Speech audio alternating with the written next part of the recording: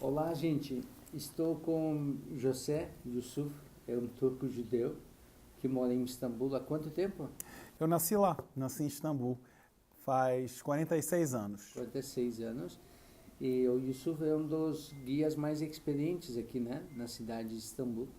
Então, trabalha há quanto tempo como guia? Trabalho há 29 anos. Eu comecei, na verdade, com 15 anos, hoje tenho 46, quer dizer que eu faz 31 anos que estou no turismo. 30? 31 anos que estou no turismo. 31 anos. Então, o Yusuf sabe muito bem da cidade, história da cidade. A cidade que nós falamos é uma cidade lendária, né? Tipo Constantinopla, uma cidade que tem muita história, muralhas, investimento dos romanos, chegada de cristianismo, transformação de paganismo para cristianismo, depois chegada dos turcos muçulmanos, a cidade viveu uma outra transformação. Uhum. Como é que é para você resumo da cidade de Istambul hoje em dia? Istambul é uma cidade muito dinâmica e ela mostra em todos os bairros dele essa riqueza cultural. Você pode ver os traços dessa riqueza nas mesquitas, nas sinagogas, nas igrejas. E mesmo nos costumes, a gente tem, sem perceber, a gente tem a influência armênia, a influência romana e a influência também dos Balcãs, né? Aí, na verdade, a cidade foi fundada por uma lenda, né? Imperador Bizâncio.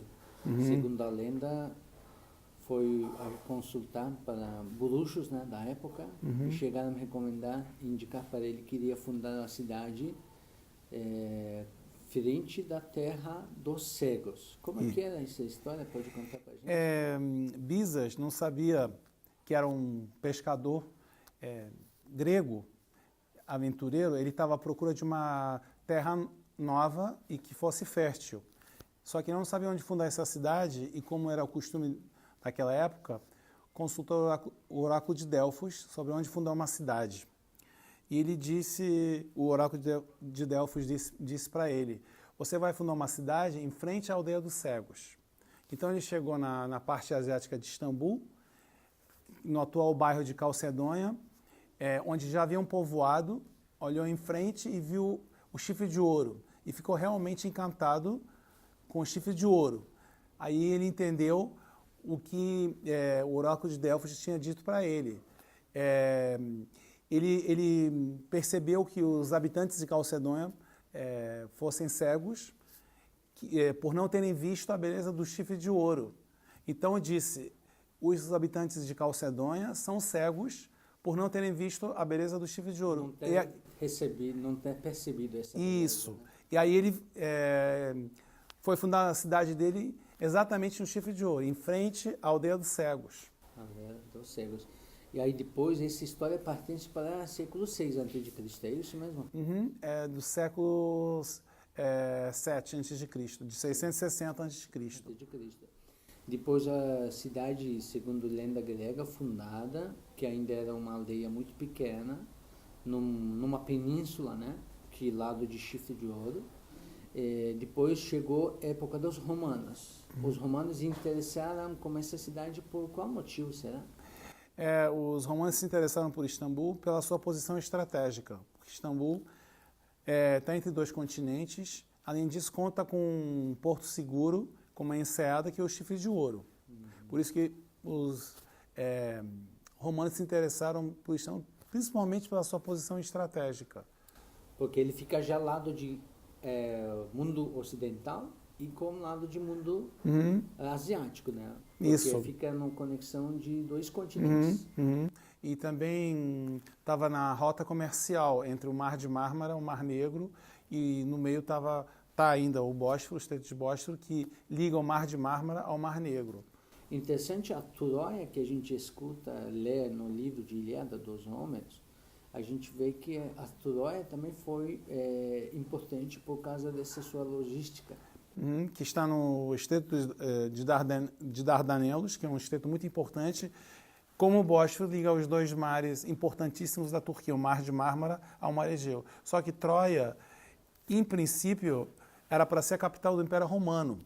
Só que como Troia estava muito destruída, Constantino, em vez de levar a capital dele para Troia, levou para Istambul, para a atual cidade de Istambul ou para Constantinopla?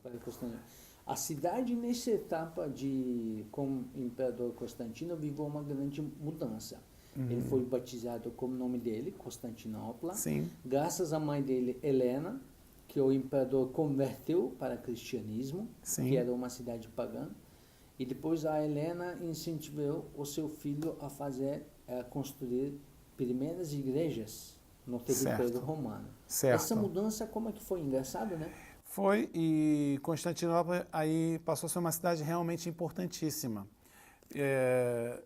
Virou a capital do Império Romano na época do Império Romano, porque ainda não tinha nascido o Império Romano do Oriente, mais tarde passou a ser a capital do Império Romano do Oriente. E além disso, a cidade, com Constantino, começou a ter liberdade de culto, porque em 313 foi promulgado o Edito de Milão, o que deu liberdade de culto não só para os cristãos, mas também para todas as religiões. Constantino, apesar de ser cristão, ele foi muito tolerante com as outras religiões também, que estavam na cidade. E principalmente paganismo ainda sob proteção do Império. Sim. Dizem que Constantino era meio pagão, meio cristão. Embora a gente não tenha as provas suficientes, mas há boatos que dizem que ele era meio pagão, meio cristão. Aí a Helena, neste sentido, tem um papel importantíssimo. Nós, quando viajamos para Jerusalém, também testemunhamos toda a história da Helena. Foi uma mulher importantíssima na conversão do Império Romano para o cristianismo. Engraçado, ele é uma dinastia que adotou uma nova religião, que já anteriormente era perseguida. Então é uma transformação muito difícil para uma família real. Só que Helena conseguiu lidar com essa situação. Dizem que segundo os sonhos que ela tem visto, né, as informações que ela tinha alcançado e também as pesquisas que ela fez durante as suas viagens para a Terra Santa, ela sempre tem encarregado toda essa missão de converter o Império Romano para o cristianismo. A partir de 324, né, foi essa conversão. Aí começou a surgir a construção de igreja de Santa Sofia. Hoje em dia também é o maior ponto de visita de nossos passeios. Como é que foi a inauguração desse Santa Sofia? A Santa Sofia foi inaugurada em 330, na época do Constantino.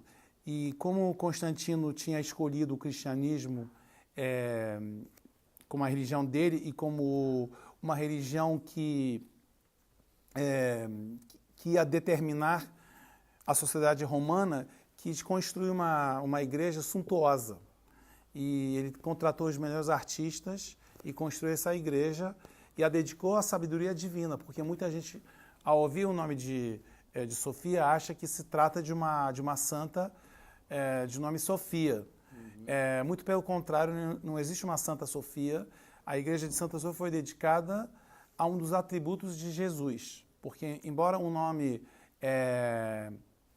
nos faça pensar numa mulher, não se trata de uma mulher, mas sim se trata de um dos atributos de Jesus, que é a sabedoria. De divindade, né? A sabedoria divina. A sabedoria divina. E nós, em todos os nossos passeios, sempre esforçamos a pessoa a entrar nesse museu e conhecer, né? Sim. Hoje em dia esse museu é importante também porque ele tem segundo andar lá, aberto também para público. E também esta igreja posteriormente foi renovada pelo imperador Teodósio, no século VI. Imperador Teodósio que, na verdade, construiu a igreja que hoje em dia nós estamos visitando. Está correto? Em parte foi o Teodósio e em parte foi o Justiniano. A igreja de Santa Sofia pegou fogo em várias ocasiões. Então, a atual igreja da época do Teodósio, em parte da época do Justiniano. Então, podemos dizer que a igreja que nós estamos vendo hoje em dia na cidade de Istambul, na verdade, a igreja do imperador Justiniano, do século VI. Isso. Aí tem aqueles lindos mosaicos que hoje em dia também impressiona. Posteriormente, depois do século VI, deu muita influência para a arte de Europa, né? Para a arte de Ocidente. Sim. Principalmente as imagens de Santa Sofia e da Igreja de São Salvador em Cora, pode-se dizer que fizeram com que nascesse a Renascença na Itália. O Giotto, o famoso arquiteto italiano, o famoso pintor italiano, desculpe, se influenciou muito pela arte bizantina. E dizem que ele criou o estilo dele baseado nos mosaicos da Igreja de São Salvador em Cora, que é uma outra igreja bizantina. Estava falando do século VI, século VII, na Península Arábica começou a surgir islamismo, uma outra religião. O Império Bizantino já adotou o cristianismo, né? E começou a transformar antigos templos pagãos para igrejas em várias cidades da Turquia. Nos sítios arqueológicos a gente está testemunhando isso. Em Méfesos, em Afrodísias, em Mileto, sempre nós estamos vendo as ruínas de antigas igrejas transformadas de templos pagãos, né? Sim. Engraçado, o Império Bizantino, depois de adotar o cristianismo, já começou a construir, adotou o cristianismo, né, como sua religião, e começou a construir várias igrejas em todo o território da Anatólia, que hoje em dia nós estamos visitando. E século de Jerusalém ser tomado pelos islâmicos e começou a surgir na Europa uma reação muito forte, apoiado pelos pensamentos de pregadores, né? A gente começou a ver na história época de cruzados. E Constantinopla nessa época sempre foi o palco, né, de recepção e uma passagem dessas cruzadas. Em uma dessas cruzadas, quarta cruzada, a Constantinopla sofreu um grande dano. Como que foi essa passagem? Constantinopla sempre foi uma cidade importante, sempre foi uma cidade cobiçada, né, por vários povos. E como Constantinopla foi uma cidade muito comercial, lá durante a época bizantina se estabeleceram muitos italianos, muitos comerciantes italianos. Dentre esses grupos também estavam os venezianos. E os venezianos, depois de certo tempo, começaram a controlar o comércio, começaram a dominar o comércio da cidade, o que nunca foi engolido pelos bizantinos. Então, os venezianos, por terem dominado o comércio da cidade, foram expulsos da cidade. E aí, os venezianos nunca esqueceram isso e quiseram vingar dos bizantinos. E para isso, organizaram uma cruzada contra Constantinopla no caminho para a Terra Santa. E então reuniram vários povos, entre eles pisanos, malteses, catalães, né? E invadiram Constantinopla. E a cidade ficou sob domínio da Quarta Cruzada durante 57 anos, desde 1204 até 1261. Em 1261, depois de 57 anos de invasão, a cidade foi reconquistada pelos bizantinos. Mas Constantinopla, depois dessa invasão, nunca mais voltou a ser o que era antigamente. Nunca se recuperou desses anos de invasão. E aí podemos dizer que isso foi o começo do fim. Começo do fim. Isso. E o que levou depois à queda de Constantinopla, o que nós na Turquia chamamos de conquista de Constantinopla, o que no Ocidente é chamado de queda. Porque o que para nós foi uma conquista, no Ocidente é considerado uma queda. Uma queda. Interessante, nós hoje em dia estamos vendo umas ruínas em Istambul, né? Vários monumentos destruídos durante essa invasão do Quarto Cruzada. Engraçado, o objetivo desse exército era a Terra Santa, na travessia, né? Só que a gente ouve que eles, quando chegaram da pobreza do mundo europeu, da Europa que estava na Idade Média sua, né? Aí quando eles vieram para a cidade de Constantinopla, ficaram enlouquecidos com a riqueza do mundo oriental, porque era o ponto final do Oriente, né? A Constantinopla. Mosaicos, riquezas espalhadas, o povo também.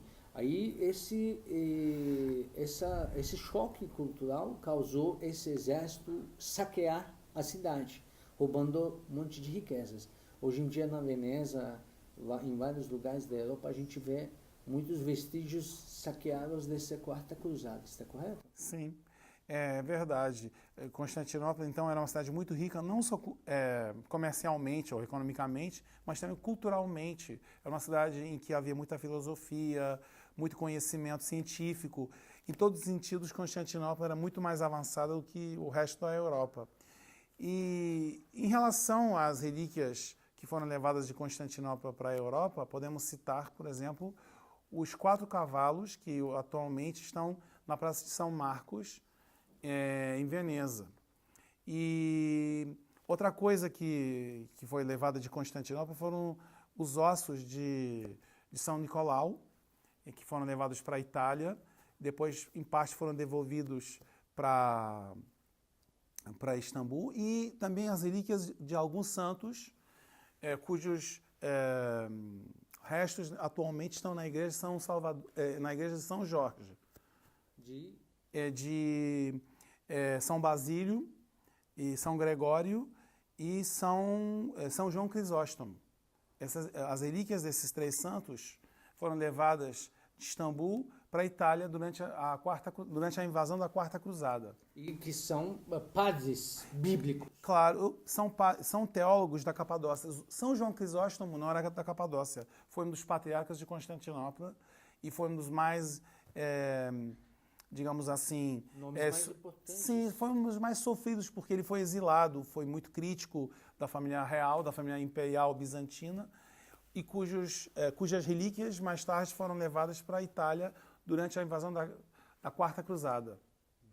E Constantinopla, além disso, influenciou muito a arte na Europa, principalmente as cidades italianas, porque nós podemos ver o estilo bizantino em várias cidades da Itália, como em Ravenna. Existem algumas igrejas lá que demonstram nitidamente a influência bizantina, como a igreja de São Vital, a igreja de Santo Apolinare, e em Veneza a igreja de São Marcos. A igreja de São Marcos ela está baseada numa igreja de Constantinopla que não existe mais, que é a igreja dos apóstolos, onde antigamente estava o túmulo do Constantino, do imperador Constantino. E a igreja de São Marcos é praticamente uma cópia da igreja dos apóstolos em Constantinopla, que não existe mais, porque essa igreja atualmente em Istambul, as ruínas dessa igreja, na verdade, sobre as ruínas dessa igreja foi construída uma mesquita, a mesquita de Fatih, onde está o túmulo do conquistador de Constantinopla. A gente chegou para 1244 muito rápido. Antes disso, nós temos que lembrar uma outra data importante, 1501. A divisão da igreja. Sim. Primeira vez o Vaticano, o Papa, exclamou a igreja ortodoxa, né? Sim. do Constantinopla. Sim. Isso também é uma marca histórica. Sim. Né? Isso é chamado de cisma no cristianismo, ou seja, foi a separação da igreja católica da ortodoxa. Porque as duas igrejas, na verdade, se separaram antes, porque houve, até 1054, houve vários concílios ecumênicos, muitos deles tiveram lugar na Turquia. E nesses concílios ecumênicos saíram à tona muitas diferenças de caráter teológico. Só que a separação veio no século XI, foi uma separação oficial. Uhum. O Papa pulou por uma carta em que excomungava a Igreja Ortodoxa, a Igreja de Constantinopla. E, na verdade, as duas igrejas alegavam ter a versão autêntica do cristianismo. As diferenças eram mais políticas do que religiosas. É isso, porque um domina o mundo oriental, o outro quer dominar o mundo ocidental. Uhum. E neste momento a Constantinopla, né, a Santa Sofia, a partir daí já virou tipo Vaticano do mundo ortodoxo, é correto? Sim. A Santa Sofia virou a sede da Igreja Ortodoxa, virou, digamos assim, a Igreja do Patriarcado.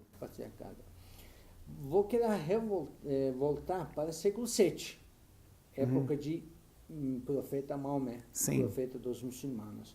Segundo os muçulmanos, acreditam que ele tem previsto a queda de Constantinopla. Sim. na sua época, porque na sua época do século VII, ele vivendo na Península Arábica, ele previu a queda de Constantinopla, tipo assim, o maior império que tinha na época dele. Nunca pessoas podiam imaginar a queda de um império tão forte na época dele. Só que ele tem previsto, os muçulmanos acreditam nisso, dizendo que ele um dia vai cair na mão dos muçulmanos. E até ele mesmo parabenizou Fatih, Sultan Mehmed I. E a partir desse previsão dele, os interesses de muçulmanos nunca ficaram atrás, sempre desejaram conquistar até a Constantinopla. Esse como que pode ter um resultado interessante para nosso mundo atual? O Império Bizantino sempre teve como rival os árabes, porque então o islamismo estava ganhando força depois de Maomé, e eles sabiam que Constantinopla era uma cidade muito importante e sempre tiveram esse desejo de tomar Constantinopla.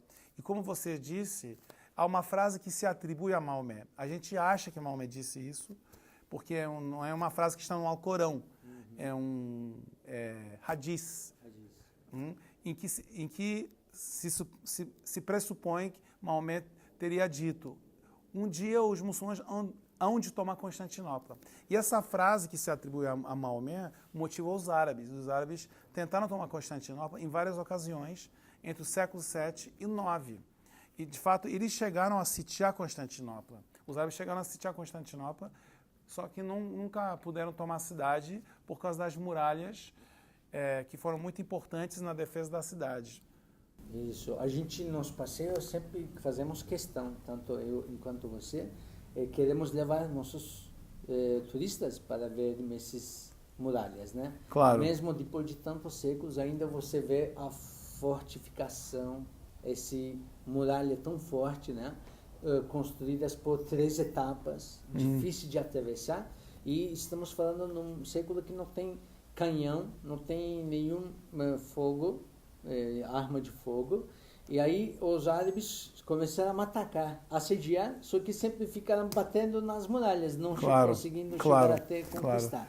Só os turcos que conseguiram tomar Constantinopla em 1453, como tinha previsto Maomé, o profeta Maomé. Aí os turcos, o que fizeram para atravessar essas muralhas?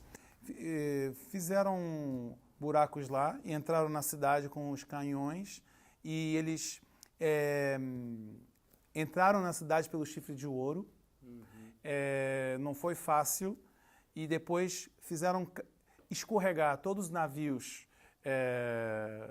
otomanos via terrestre, e depois entraram no Chifre de Ouro, fecharam o Chifre de Ouro, e aí tomaram a cidade de Constantinopla. E também estão falando na história que o Sultan Fatih, que era um grande engenheiro também, era um cara sábio, tem desenhado uma tecnologia inovadora para a sua época, fazendo uma canhão que conseguia atirar para 30 metros de distância uma bala de 600 quilos. E começou a bombardear, né? Claro. E ele, inclusive, o Mehmed II trabalhou na construção de um castelo no Bósforo. Ele cortou a ajuda que chegava aos bizantinos do Mar Negro, e quem estava no Mar Negro na época eram genoveses que mandavam ajuda para os bizantinos. E o Mehmed II soube disso, mandou construir uma fortaleza no ponto mais estreito do Bósforo, e lá também mandou fazer uns canhões com que impediu que os bizantinos recebessem ajuda dos genoveses que estavam no Mar Negro.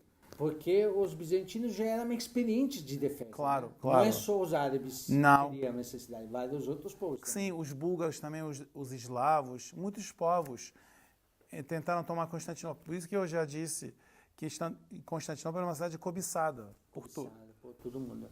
Aí o sultão conseguiu bombardear, abrindo um buraco nas muralhas, e por outro lado faz uma outra grande estratégia de andar de navios até chegar para Bósforo, para Chifre de Ouro, né, que hoje nós chamamos Khalid, e conseguiu distrair a atenção dos defensores e conseguiu acessar para a cidade. Não foi fácil, né, essa queda? Não foi, dias? Foram vários dias, foram uns 40, 45 dias de sítio, E o Mehmed II entrou na cidade passando pelas muralhas, que hoje se encontra na região de Edirne Kapı. Entrou por ali, passou pelas muralhas e logo visitou a Santa Sofia. Quando entrou na Santa Sofia, ficou encantado com a beleza da igreja e disse: vou transformar essa igreja imponente numa mesquita. E de fato cumpriu o que disse, né? O que tinha prometido. Transformou a Santa Sofia em mesquita, mas foi muito respeitoso também em relação aos mosaicos e em relação à estrutura da Santa Sofia. Exato. Interessante, essa transformação de maior templo da cidade conquistada não é uma tradição de muçulmanos. Os povos anteriores também, quando faziam uma conquista, eles sempre transformavam o monumento simbólico da cidade conforme as suas religiões. Está correto? Sim. Isso foi feito também na Espanha, quando os reis católicos na Espanha reconquistaram a Espanha em 1492. As mesquitas que havia lá e as sinagogas foram todas transformadas em igrejas. Mas uma coisa que é muito interessante, o nome da Santa Sofia não mudou. Imaginem uma igreja que se transforma em mesquita, mas que preserva o nome cristão, porque isso demonstra como os muçulmanos são tolerantes com as outras religiões. Eu vou me explicar melhor. Para os muçulmanos, Jesus é um profeta, assim como Moisés, assim como Abraão, Isaac e todos os profetas que conhecemos pela Bíblia. E como os muçulmanos acreditam em Jesus como profeta, não quiseram alterar o nome da igreja Santa Sofia, que é dedicado a Jesus. Portanto, durante muito tempo rezaram na Santa Sofia, sendo uma mesquita, mas com o nome cristão, que era dedicado a Jesus. Isso é o símbolo da tolerância que havia na Turquia por parte dos muçulmanos, que é uma coisa, ao meu ver, inédita. Aí depois a cidade começou a ter população muçulmana. O Fatih, ele abriu as portas para negócio, né, da Constantinopla, conseguiu atrair os comerciantes, facilitando alguns impostos. E a cidade, podemos dizer que cresceu muito depois dessa... Sim, cresceu muito porque veio muita gente preparada para a cidade de Istambul. Vieram comerciantes, artistas e artesãos. E a cidade começou a crescer. Porque nos últimos tempos de Constantinopla, a cidade estava muito pobre, era uma cidade decadente. Com os otomanos, a cidade começou a ser reedificada e começou a mudar rosto, porque a cidade ganhou novos monumentos e a cidade começou a crescer novamente depois de muitos anos, ou muitos séculos. Nessa época aqui foi inaugurado o Grande Bazar. Claro. Grande Bazar, nós vemos lojinhas pequenas, sim, que abriga o próprio artesão. Um joalheiro trabalha no seu cantinho, um sapateiro, um macheteiro. Cada um tinha um canto pequeno, sim, de loja, sim, lá que ele fazia sua produção e vendia, comercializava. Sim, e os sultões sempre incentivaram o comércio, porque era uma fonte de renda para eles também. E o povo turco sempre foi muito empreendedor. E o Grande Bazar, ele é dessa época.